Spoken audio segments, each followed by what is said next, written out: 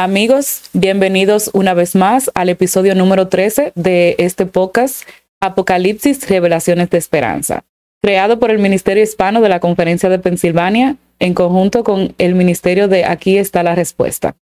Queremos invitarte a que si no tienes tu libro o tu Biblia, la busques para que nos acompañes. Estamos en la lección número 13 titulada El Santuario. Tenemos por aquí al pastor Saúd Elía. Saúd, ¿cómo está, pastor? Bien, gusto de saludarlos. Nuevamente nos encontramos semana a semana. Estamos disfrutando de la compañía de diferentes pastores que nos están apoyando en el desarrollo de estas lecciones. ¿Y qué lección nos toca para hoy? Es la número 13. Vamos a hablar del santuario. Sabía, pastor, que a mí me apasiona mucho este tema porque es como un mapa o es como la parte física que nosotros podemos ver de cómo es el plan de salvación, cómo Dios diseñó este plan tan perfecto. Y vamos a iniciar de una vez con la primera pregunta. ¿Qué escribió Juan sobre la visión que él tuvo en el cielo? Bien. Que él vio en el cielo. Mira, Apocalipsis capítulo 11, verso 19 dice, entonces fue abierto el santuario de Dios que está en el cielo y quedó a vista del arca de su pacto en su santuario, y hubo un relámpagos, voces y truenos, y un terremoto y una fuerte granizada. Interesante, ¿no? Porque aquí cuando ya no es Moisés, porque nosotros vamos a hacer a lo largo de este estudio vamos a ir haciendo un paralelismo entre el santuario de Moisés, que Dios mismo se lo dijo, edifíqueme una casa y yo habitaré en medio de ella. Y ahora Juan lo vuelve a decir, entonces fueron abiertos el santuario de Dios. Quiere decir que el santuario celestial, el original, del cual Dios le dijo a Moisés que copie o haga una réplica. Por esa razón, cuando dice ¿qué escribió Juan sobre la visión que tuvo? Es señalar lo correcto de cómo se fue organizando el santuario en la tierra, porque hay un santuario en el cielo. Wow, y mire qué interesante, pastor, darnos cuenta que mucho tiempo después de que existió un santuario en la tierra, el Señor le muestra a Juan lo mismo que le mostró a Moisés, como el original del plano que se hizo en la tierra. Ahora bien, pastor, hablando del santuario, ¿cuál fue la orden dada por Dios al pueblo de Israel en cuanto a la construcción del santuario?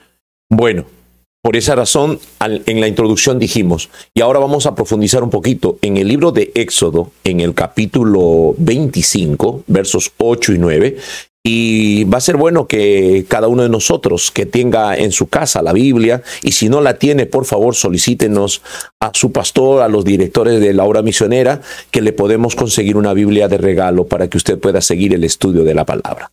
En el libro de Éxodo, en el capítulo 25, este texto lo tenemos que leer porque es clave. Miren lo que dice el 25 y el verso 8. En el verso 8 dice la palabra, y me harán un santuario para que yo habite entre ellos. Harás el santuario y sus mobiliarios conforme al modelo que yo te mostraré. Wow, esto es impresionante, porque los arquitectos preparan maquetas, ¿ok? Y sobre esa maqueta se edifica un gran edificio. Pero tiene que haber una maqueta para que pueda edificarse un santuario, en este caso un edificio.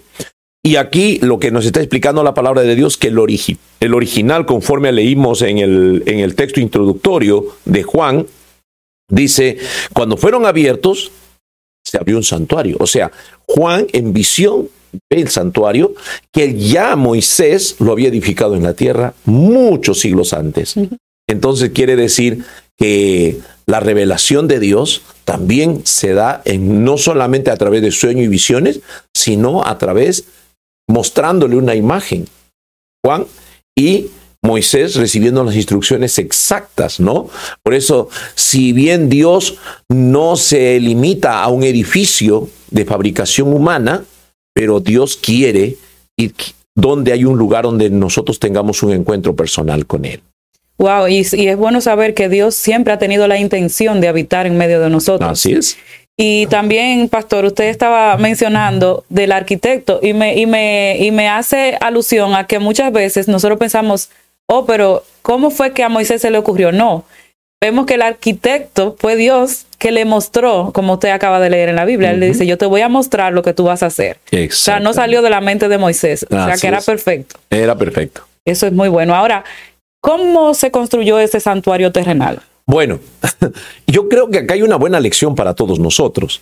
Si nosotros seguimos Éxodo 36:3, dice, y tomaron de delante de Moisés todas las ofrendas que los hijos de Israel habían traído para la obra del servicio del santuario a fin de hacerla, y ellos seguían trayendo las ofrendas voluntarias cada mañana. O sea, la única manera, y esto nos tiene que recordar a nosotros, que en el siglo XXI, como en los días de Moisés, el sistema es el mismo. Es el corazón agradecido del cristiano o del adorador que lleva una ofrenda para la casa del Señor. Y con eso se edifica.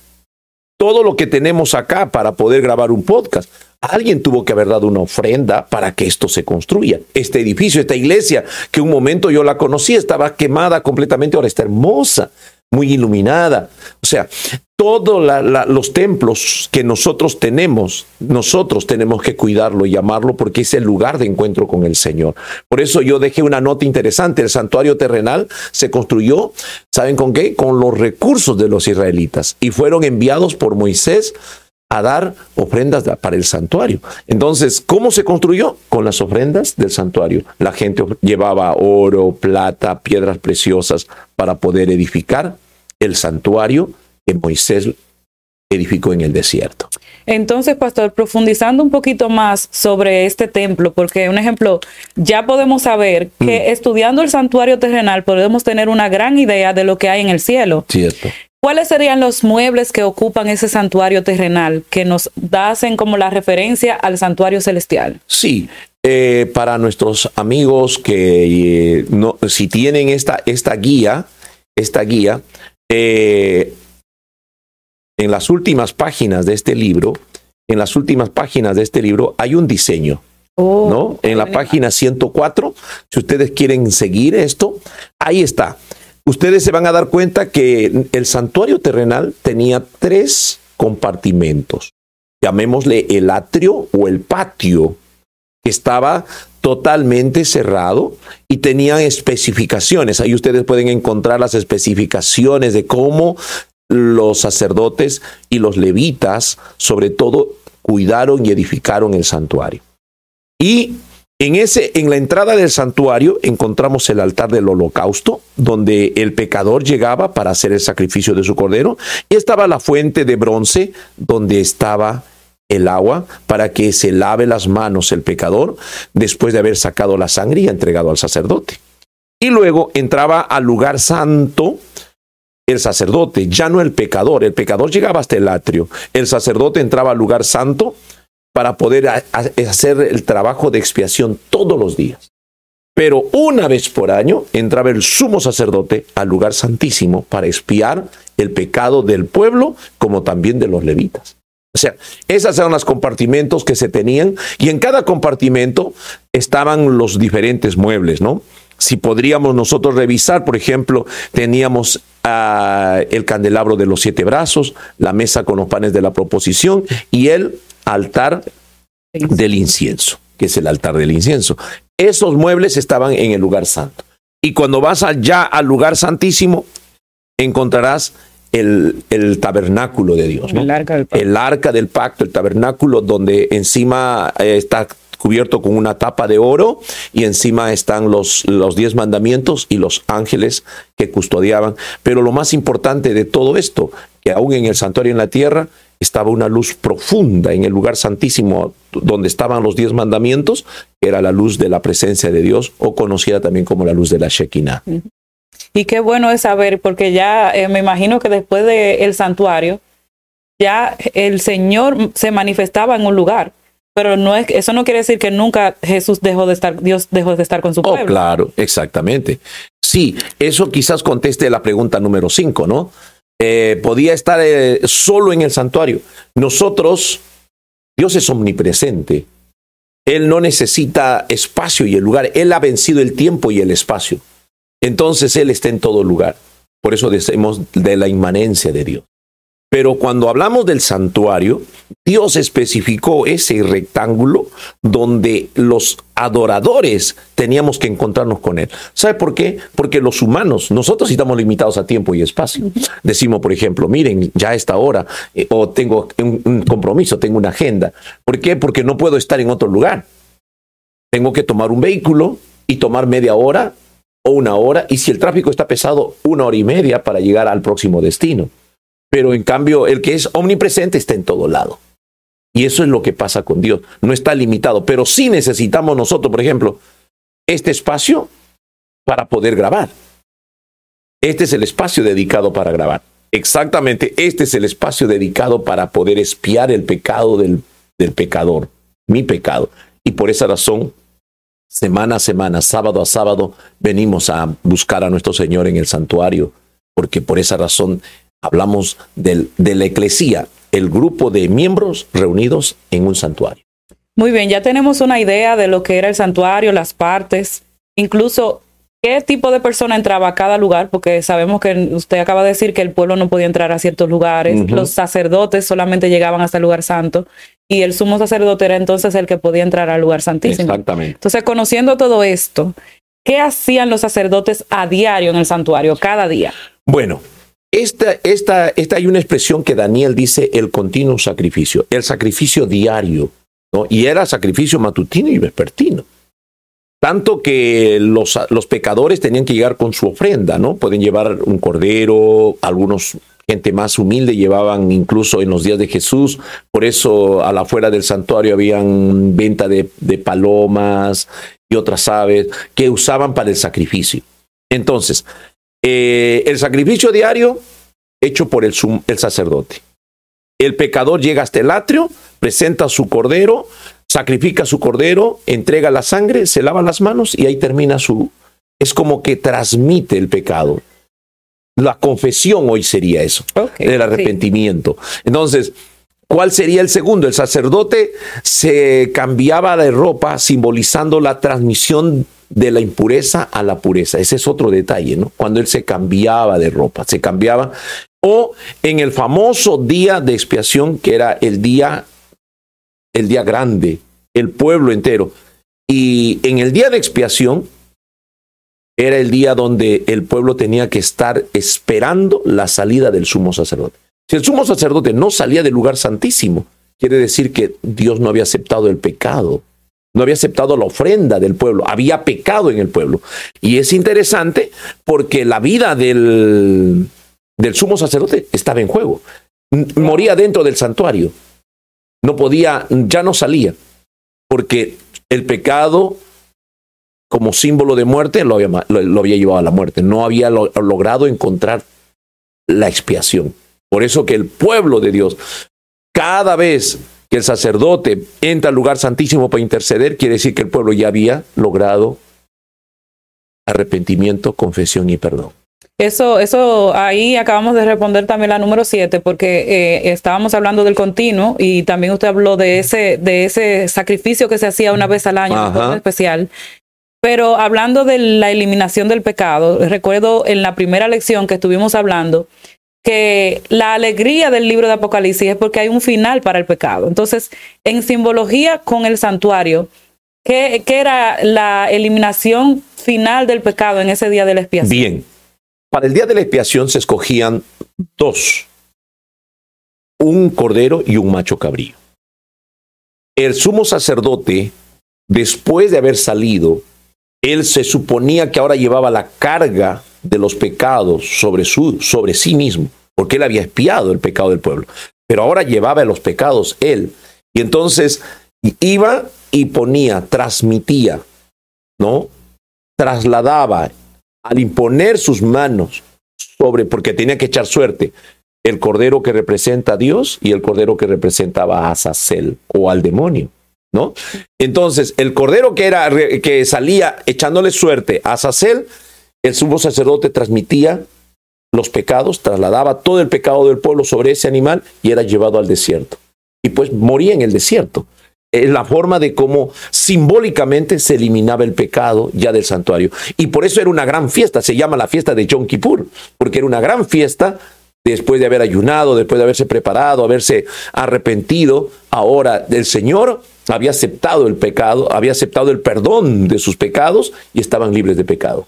Entonces era la gran fiesta de Yom Kippur. Y mire qué bien, porque hablando de fiestas, pastor, había muchas ceremonias que se celebraban en los tiempos del santuario.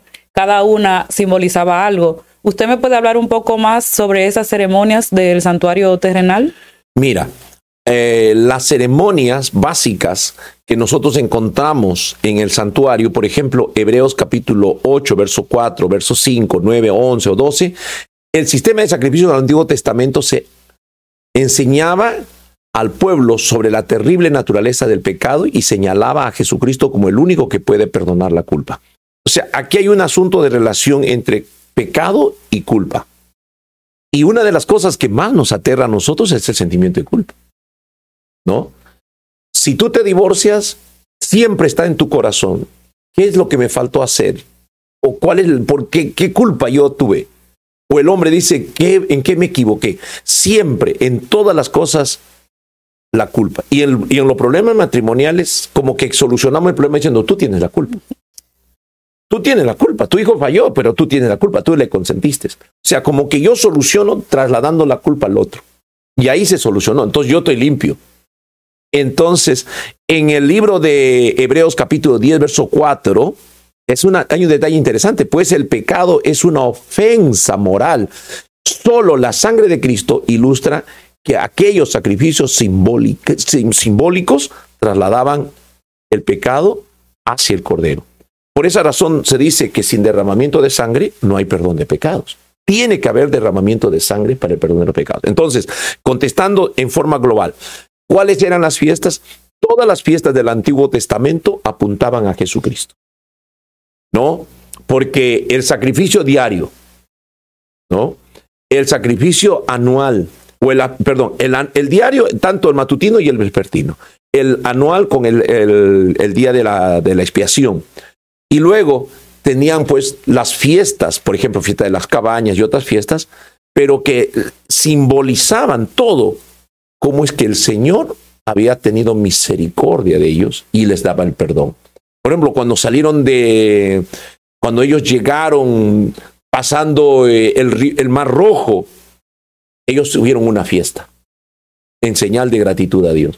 Pero todas las fiestas relacionadas al santuario es muerte y sacrificio del Cordero.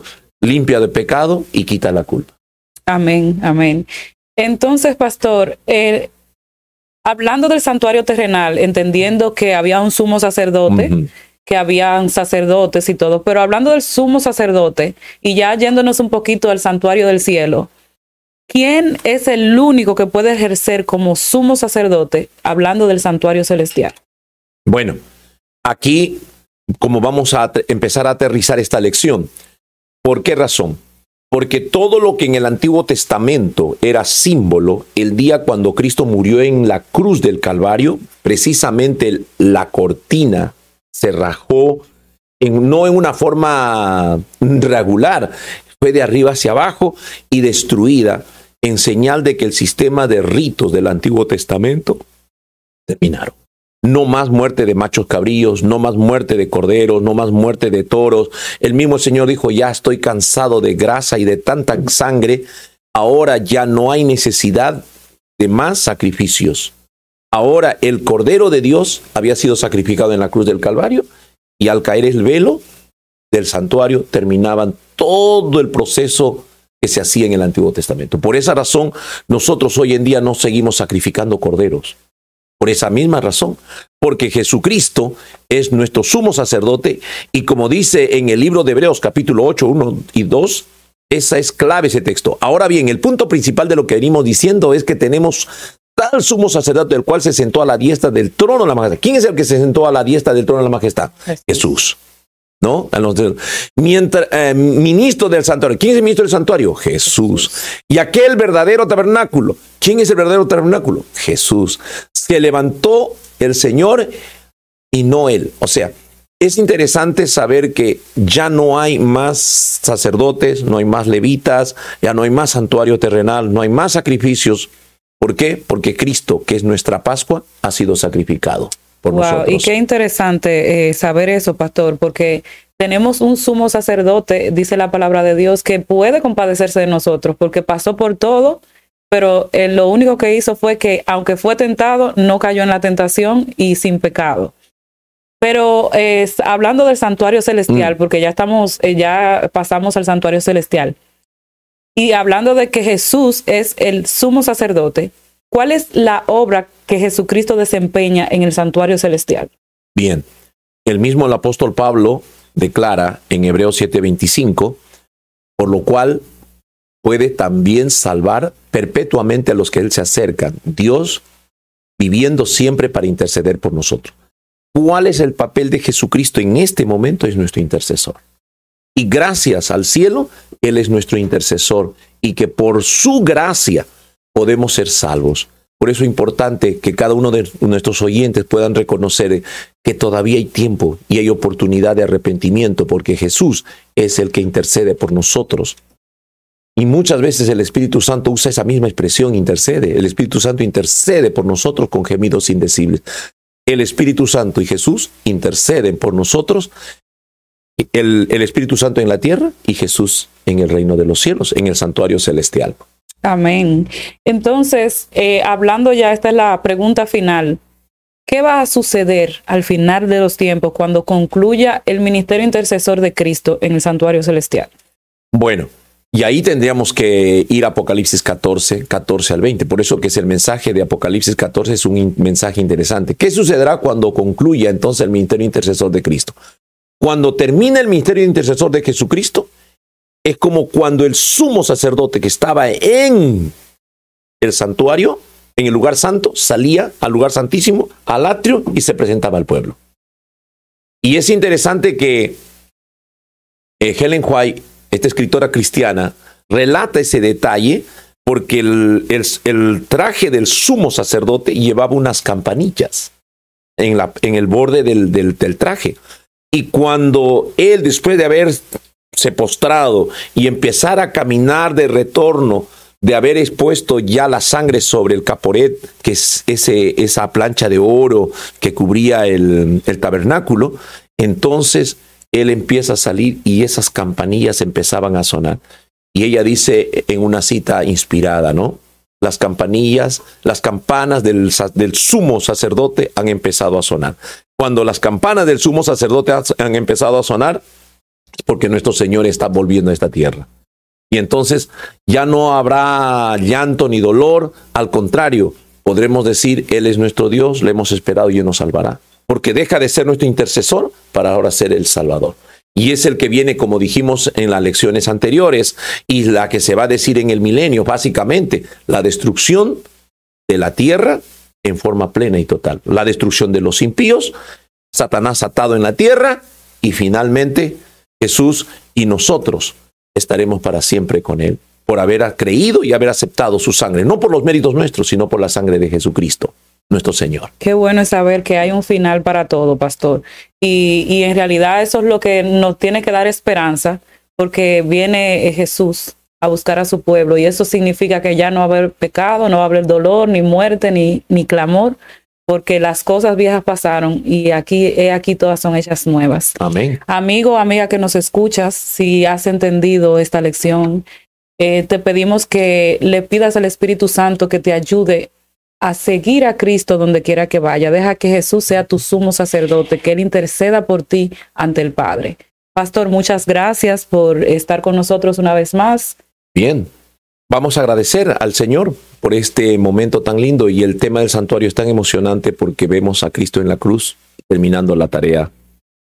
Te damos gracias, Señor, por haber estudiado tu palabra y porque tú eres nuestro gran sumo sacerdote, el gran intercesor, que cuando salgas del lugar santísimo será el gran momento para tener un encuentro por la eternidad contigo. Amén. Y para redimirnos a todos aquellos que hemos confiado en la sangre de Jesucristo y no en los méritos nuestros.